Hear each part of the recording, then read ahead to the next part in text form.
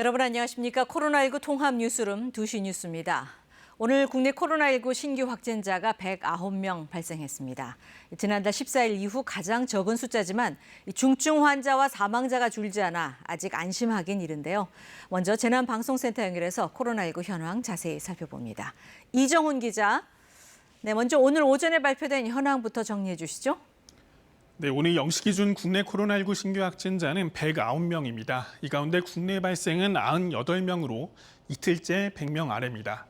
사망자는 5명이 더 나와서 누적 사망자는 363명이 됐습니다.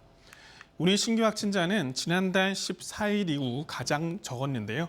지난달 27일 400명을 넘어 정점을 찍은 뒤 사회적 거리두기 강화 등으로 감소세를 보이면서 지난 3일 처음 100명대로 줄었습니다. 다만 100명대에서 더 줄지는 않고 오늘까지 12일째 계속 100명대를 유지하고 있는데요. 여전히 수도권을 중심으로 집단 감염이 이어지고 있기 때문입니다. 국내에서 발생한 신규 확진자만 따져봤을 때 서울 41명 등 수도권이 81명으로 대다수를 차지했습니다. 어제 정오 기준으로 주요 집단 감염 현황을 보면 8.15 서울 광화문 집회 관련이 확진자가 꾸준히 증가해 누적 확진자 577명까지 늘었고요. 세브란스 병원이나 산악 모임 관련해서도 계속해서 집단 감염이 진행되고 있습니다. 수도권 외 지역에서도 충남, 금산, 경북 7곡 등지에서 소규모 집단 감염이 이어지고 있습니다. 네, 이렇게 신규 확진자가 다소 줄긴 했지만 하루 사이 사망자가 5명이 또 나오면서 이게 계속 늘고 있거든요. 이게 참 걱정스럽습니다. 네, 그렇습니다. 오늘도 사망자가 5명 늘었는데요. 이번 달에는 하루를 제외하고 매일 사망자가 발생하고 있습니다. 여기에 위중하거나 중증인 환자 수도 줄지 않아서 걱정입니다. 현재 157명으로 계속해서 150명을 웃돌고 있습니다. 최근 집단 감염 과정에서 고령층 확진자가 많았기 때문인데요. 현재 위중하거나 중증인 환자를 연령대별로 봐도 60대 이상이 137명으로 대다수를 차지한 것으로 분석됐습니다. 여기에 감염 경로가 파악되지 않은 환자의 비율이 계속해서 20%를 넘는 등 불안 요인은 여전합니다. 이 때문에 오늘부터 수도권의 거리 두기가 2단계로 낮아졌지만 긴장을 늦추지 말아야 한다는 게 전문가들의 의견인데요. 카페나 PC방에선 한 칸씩 띄어 앉고요. 식당에는 칸막이 설치하기를 권장합니다. 또 학원과 체육시설에서는 계속해서 마스크를 착용하는 등 방역 수칙을 꼼꼼히 지켜야 합니다. 지금까지 재난방송센터에서 KBS 뉴스 이정훈입니다. 네, 이렇듯 신규 확진자가 다소 감소세를 보이는 것에 대해 방역당국은 긍정적인 신호라고 밝혔습니다. 다만 수도권의 경우 이 산발적 집단 감염의 우려가 여전하다며 2단계 방역 수칙을 잘 지켜줄 것을 거듭 요청했습니다. 계속해서 이진현 기자가 보도합니다. 한 달여 만에 국내 발생 확진자 수가 2자릿수를 기록하자 정부는 긍정적 신호라고 평가했습니다. 수도권의 휴대폰 이동량도 거리두기 2단계 시행하기 전 주위 이동량과 비교해서 15% 감소했다며 시민들의 적극적인 협조 덕분이라고 방역 당국은 밝혔습니다.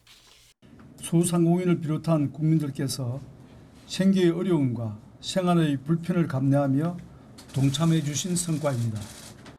수도권의 거리두기 수준은 2단계로 완화됐지만 핵심 방역 수칙은 의무화됩니다.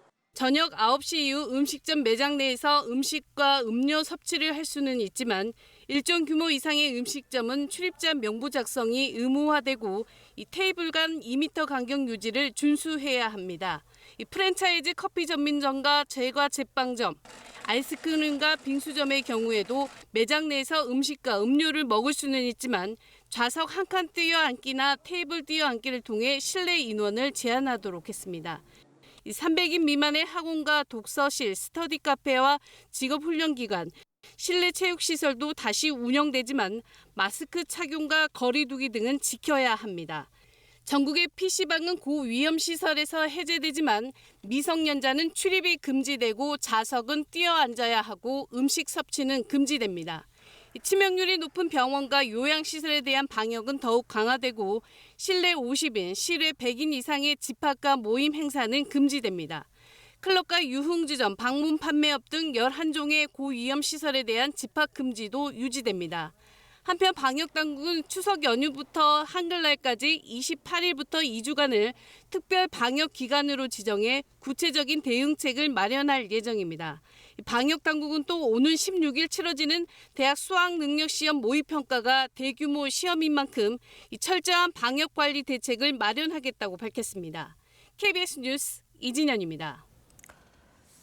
서울에서는 41명의 확진자가 나왔습니다. 서울시도 오늘부터 사회적 거리두기 2단계가 적용되지만 10인 이상 집회 금지와 한강공원 일부 통제 등은 계속 유지됩니다.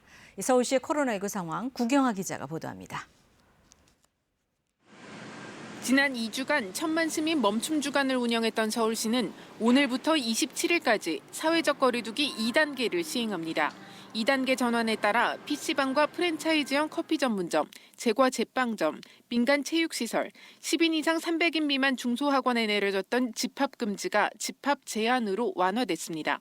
하지만 서울시는 방역 수칙을 한 번만 위반해도 시정 조치 없이 즉시 집합 금지 행정명령을 내리는 원 스트라이크 아웃제를 계속 적용한다고 강조했습니다.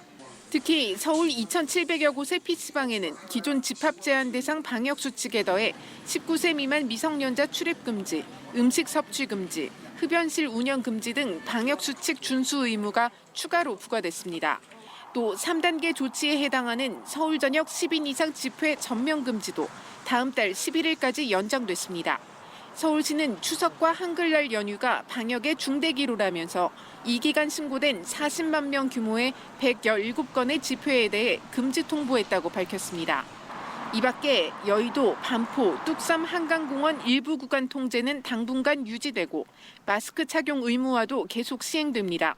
서정엽 서울시장 권한대행은 지난주 감염 경로를 파악할 수 없는 환자가 26%고 무증상자 비율이 31%에 이른다고 우려했습니다.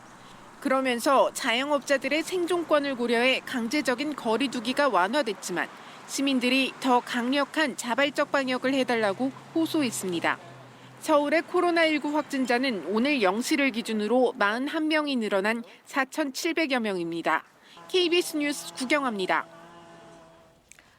오늘 수도권을 제외한 지역 감염은 대전, 충남이 가장 많은데요.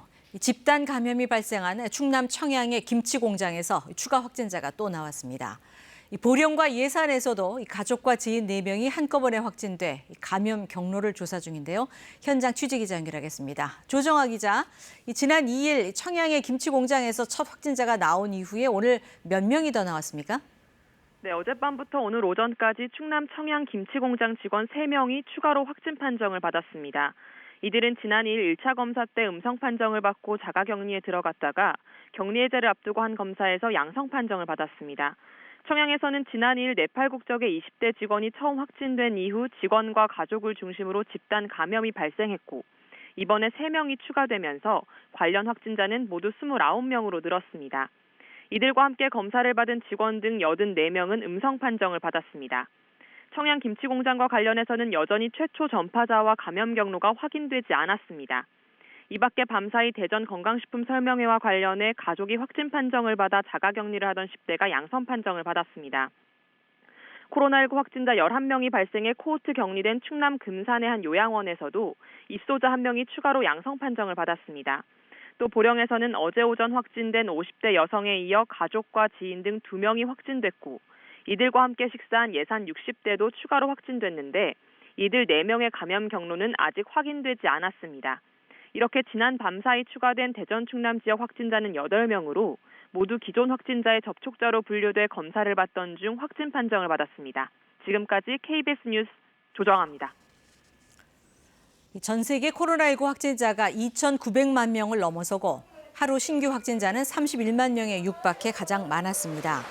국제 통계 사이트 월드오미터 집계에 따르면 우리 시간으로 오늘 새벽 기준 전 세계 코로나19 누적 확진자는 2,912만 7천여 명, 누적 사망자는 92만 7천여 명입니다. 나라별로는 미국이 670만 4천여 명으로 가장 많고 이어 인도, 브라질이 400만 명을 넘었습니다. 또 세계보건기구 WHO는 현지 시간 13일 기준으로 24시간 동안 전 세계 신규 확진자가 30만 7,930명이 나와 하루 신규 확진자로는 가장 많았다고 밝혔습니다. 정부가 수도권 사회적 거리두기 단계를 향후 2주 동안 2단계로 조정하기로 하면서 교육당국도 수도권 유치원과 초중고등학교의 등교 수업을 21일 재개할지 여부를 두고 오늘 협의에 들어갑니다. 교육부는 오늘 유은혜 부총리 겸 교육부 장관이 전국 시도교육감들과 간담회를 열고 수도권 등교 재개 여부를 협의하고 이후 발표할 계획이라고 밝혔습니다. 수도권의 전면 원격 수업 기간은 사회적 거리두기 강화로 20일까지로 연장된 상태입니다. 사회적 거리두기 2단계에선 유치원과 초중학교는 밀집도의 3분의 1, 고등학교는 3분의 2 이하로 유지하면서 등교 수업을 하도록 규정하고 있습니다. 이와 관련해 교육부는 원격 수업 장기화에 따른 학생과 학부모의 피로도, 또 학력 격차 확대 우려를 고려하고 있지만 방역 당국의 추석 연휴 특별 방역 기간 설정과 관련해 검토가 필요하다고 밝혔습니다. 질병관리청은 오늘 열린 개청 기념식에서 연내 코로나19 치료제 확보와 내년까지 국산 백신 확보라는 목표를 밝혔습니다. 정은경 질병관리청장은 오늘 기념식에서 엄중한 시기에 질병관리청 초대 청장을 맡게 돼 무거운 사명감을 느낀다면서 국민의 신뢰와 기대에 부응해 코로나19 극복을 최우선 과제로 추진하겠다고 말했습니다. 질병관리청은 보건복지부 산하기관인 질병관리본부에서 독립기관인 청으로 승격해 지난 12일 건강한 국민, 안전한 사회라는 비전을 가지고 공식 출범했습니다. 의대 정원 확대와 공공의대 설립 등 정부 의료 정책에 반대하며 동맹 휴학과 국가고시 거부 등 단체 행동을 시작했던 의대생들이 모든 단체 행동을 공식적으로 중단했습니다. 대한의과대학 의학전문대학원 학생협회는 오늘 성명을 내고 보건의료정책 상설감시기구의 발족으로 협회가 의결한 목표점을 달성했기에 모든 단체 행동을 공식적으로 중단한다고 밝혔습니다. 앞서 의대협은 전국의과대학교 교수협의회와 함께 보건의료정책 상설감시기구를 구성하고 의정 합의안의 이행 감시와 지역의료 불균형 그리고 필수 기피 과목 등 의료 문제 해결을 위해 운영하기로 했습니다. 네, 그럼 여기서 중앙방역대책본부를 연결해서 코로나19 현황 보고를 직접 들어보시겠습니다.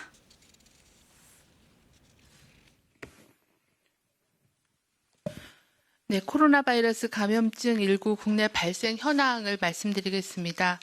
9월 14일 기준으로 국내 발생 신규 확진자는 98명이 확인되었고 해외 유입 사례는 11명이 확인되어 총 누적 확진자 수는 22,285명입니다. 현재는 3,433명이 격리 중이고 위중증 환자는 157명이며 사망자는 어제 5분이 사망하셨습니다. 삼가 고인의 명복을 빌고 유가족께는 심심한 위로의 말씀을 드립니다. 국내 주요 발생 현황을 말씀드리겠습니다.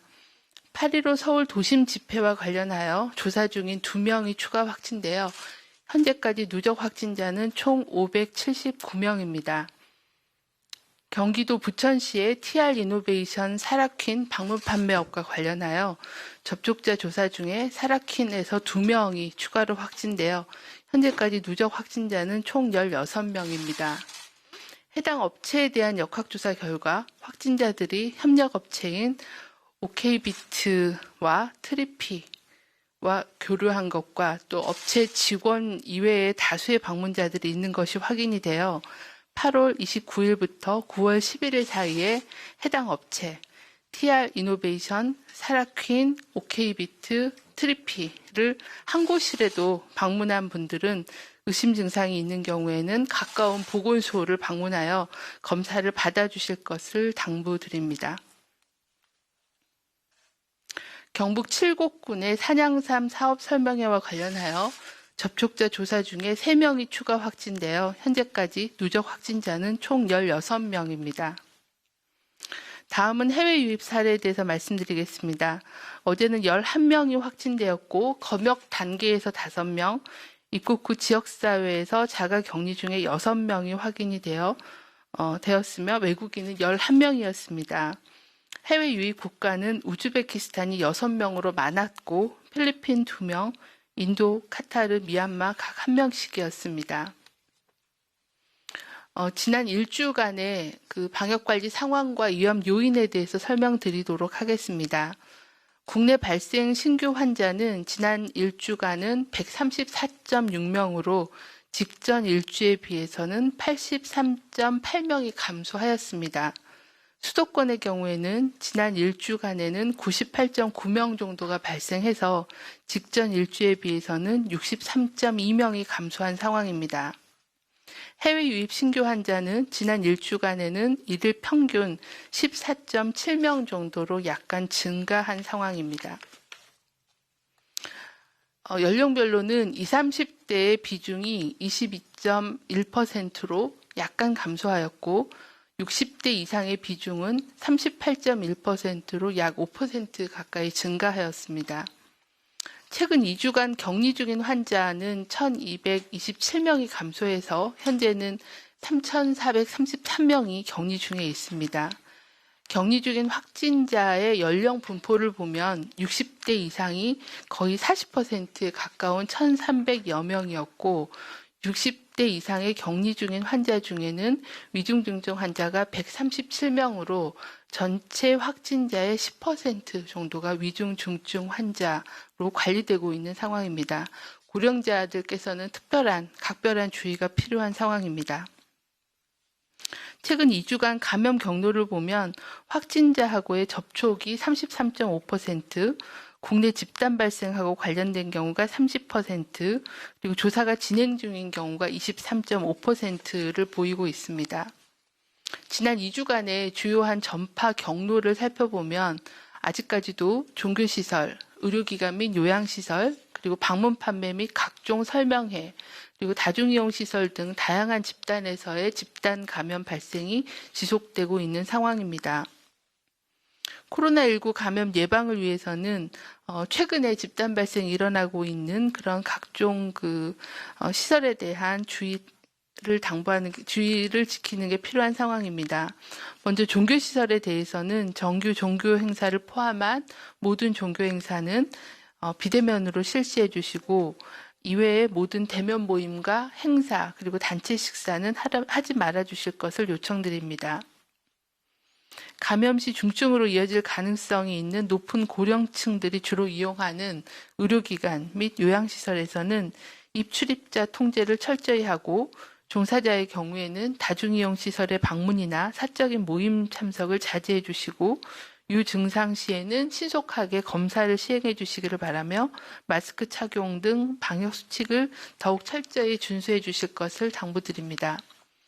선제적인 방역 관리를 강화하기 위해 환자가 병원 입원 시 코로나19 진단검사를 받는 경우 진단검사 비용에 대해 건강보험 적용을 추진하며 수도권에 소재한 요양병원 요양시설에 대해서는 방역 실태를 점검하고 표본 진단검사를 확대 실시하고 또 면회금지 등을 유지하는 등 방역 관리를 강화할 계획입니다. 다음은 방문 판매 각종 설명회 관련입니다. 집단 감염이 계속 발생하고 있고 또 더더군다나 중장년층의 노출이 상당히 많은 상황입니다. 방문 판매 관련 행사 및 투자 관련 설명회, 또 건강기능식품 설명회 등 각종 설명회는 장시간 밀접하게 대화를 나누는 행위 등을 통해서 감염의 전파 위험이 높으므로 참석하지 말아 주실 것을 당부를 드립니다. 또한 방문 판매 및 각종 설명회를 통한 감염 차단을 위해서 방문 판매업의 각종 소모임, 투자 설명회에 대한 점검을 강화하고 확진자가 발생하는 경우는 구상권 청구도 적극 시행할 예정입니다. 식당, 카페 등 다중이용 시설에서는 수시로 환기와 소독을 실시해 주시고 종사자, 이용자 모두 최대한 마스크 착용 등 방역 수칙을 준수해 주시기를 바랍니다.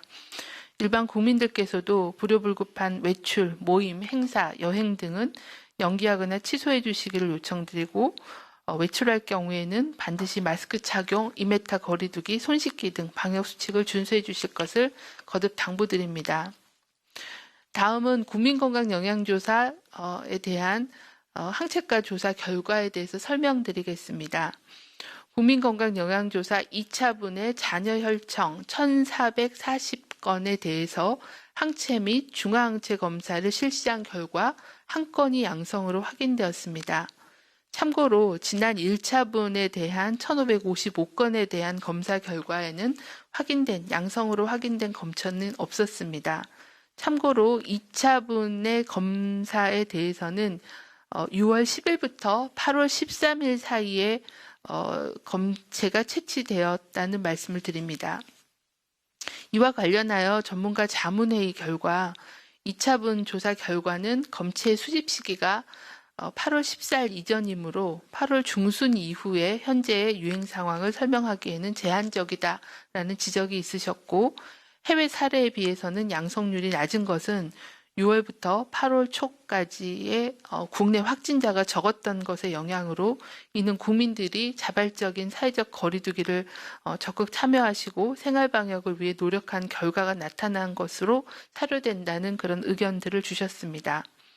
향후에 대표성 있는 항체 보유율 조사 결과의 확보를 위해서 2개월 단위의 국민건강 영양조사 검체조사는 지속적으로 시행하며, 대표성을 높이고 또 고위험 지역에 대한 조사를 강화하기 위해서 대구 경산 지역의 일반인, 의료진 등 3,300명, 전국 단위의 조사를 위해서 군 입소장병에 대한 1만 명 조사, 그리고 지역 대표 집단에 대한 1만 명에 대한 항체가 조사 계획도 현재 진행 중에 있어서 보다 상세한 집단 면역 정도를 파악하여 방역 대책을 보완해 나갈 계획입니다.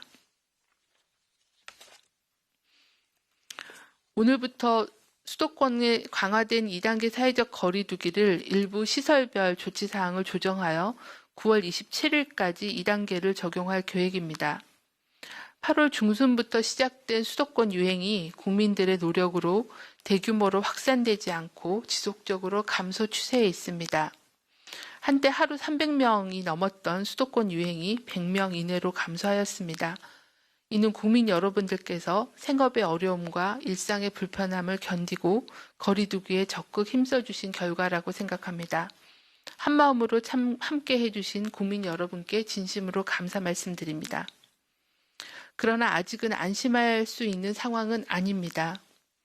인구가 밀집된 수도권에서 하루 100여 명의 확진자가 발생하고 있고, 감염 경로가 확인되지 않은 산발 감염이 20%대를 유지하고 있으며, 방역망 통제 범위 바깥에서 진단되는 경우가 다수여서 지역사회 잠복 감염과 N차 전파 위험이 지속되고 있어 경각심을 가지고 방역 수칙을 준수해 주실 것을 당부를 드립니다. 전 세계적으로도 코로나 유행이 확산되고 있습니다.